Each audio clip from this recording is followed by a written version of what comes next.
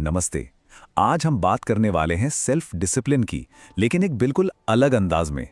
ज्यादातर लोग इसे जबरदस्ती या विल पावर से जोड़कर देखते हैं, है ना?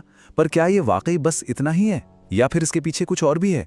चलिए आज इसी को समझने की कोशिश करते हैं।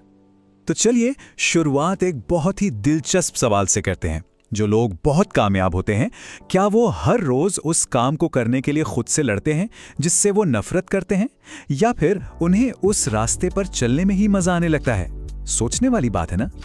तो सबसे पहले सेल्फ डिसिप्लिन से जुड़ी एक बहुत बड़ी गलतफहमी को दूर करते हैं।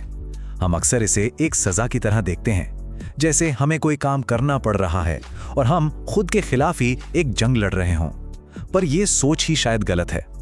तो यहाँ दो बिल्कुल अलग अलग सोच दिखाई गई हैं। एक तरफ है वो पारंपरिक तरीका जिसे हम सब जानते हैं, मतलब इच्छा शक्ति और जबरदस्ती से खुद को किसी काम में लगाना, और दूसरी तरफ है एक नया नजरिया जो कहता है कि सेल्फ डिसिप्लिन पहचान यानी आइडेंटिटी पर आधारित है, और जब ऐसा होता है तो वो मुश्किल नहीं लगता बल्कि एकदम नेचुरल और आसान महसूस होता है। देखिए, अगर किसी भी काम के लिए खुद के साथ लगातार जोर जबरदस्ती करनी पड़ रही है तो ये एक बहुत बड़ा सिग्नल है। इसका सीधा सा मतलब ये हो सकता है कि वो लक्ष्य असल में हमारे हैं ही नहीं, या हमारी प्राथमिकताएं हमारी असली पहचान से मेल नहीं खाती। तो फिर इसका असली जवाब क्या है? चलिए अब इस पूरी सोच के सबसे मजबूत हिस्से पर आते हैं, यानी पहचान की शक्ति। और ये बात शायद आपको हैरान कर देगी। असल में अनुशासन कोई ऐसी चीज नहीं है जो हम करते हैं। ये तो इस बात का नतीजा है कि हम खुद को क्या मानते हैं। जब कोई काम हमारी पहचान का हिस्सा बन जाता है तो अनुशासन अपने आप आ जाता है, बिना किसी मेहनत के। और ये लाइन तो सोचने पर मजबूर कर देती है ना? कि असल में हम सब अनुशासित हैं, बस हमारे लक्ष्य अलग हैं।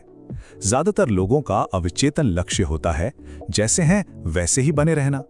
तो वो जो अटका हुआ महसूस होता है ना, वो असल में बदलाव को रोकने के लिए दिमाग का जबरदस्त अनुशासन है। जरा सोचिए, कोई गेमर लगातार 12 घंटे तक गेम खेलता है, क्या उसे जबरदस्ती करनी पड़ती है? नहीं। या एक बॉडी बिल्डर जिसके लिए जिम ना जाना एक सजा जैसा होता है। यहां तक कि जो लोग टालमटोल करते हैं वो भी उस काम से बचने के लिए पूरी तरह अनुशासित होते हैं। ये सब अनुशासन ही तो है, बस उनकी पहचान से जुड़ा हुआ है। ठीक है, तो अगर पहचान ही सब कुछ है तो सवाल उठता है कि अपनी पहचान को बदला कैसे जाए, खासकर तब जब हम कहीं फंसा हुआ या लिम्बो में महसूस कर रहे हों।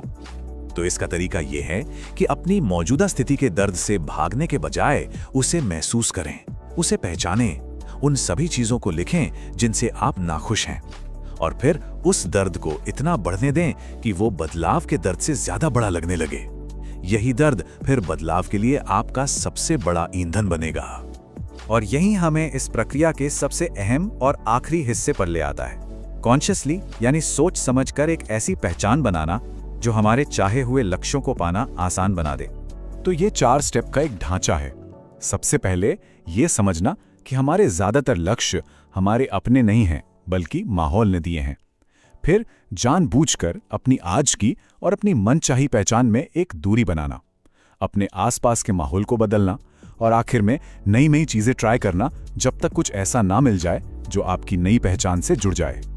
और इसमें तीसरा कदम यानी अपने माहौल को बदलना बहुत जरूरी है।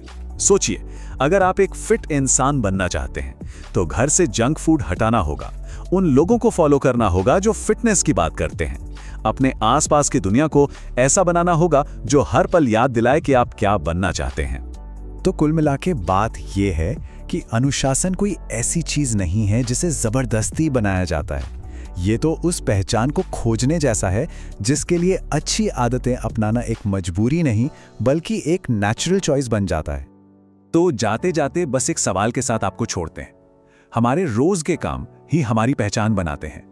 सवाल बस ये है कि आज के हमारे काम आने वाले कल के लिए हमारी कौन सी पहचान बना रहे हैं। इस पर सोचिएगा जरूर।